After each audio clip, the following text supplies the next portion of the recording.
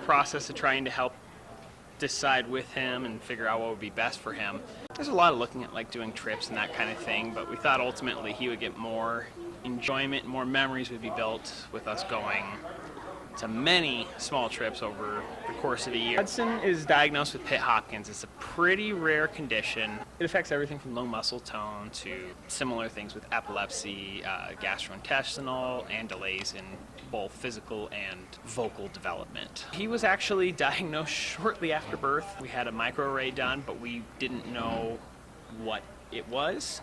Finally, when we found Pitt-Hopkins, you're looking at the page, you're seeing all the things that these families are going through, you're like, oh, well, yeah, that's exactly what he has. He's always wanted to be outside, and our biggest struggle is actually having something that allows him to be outside.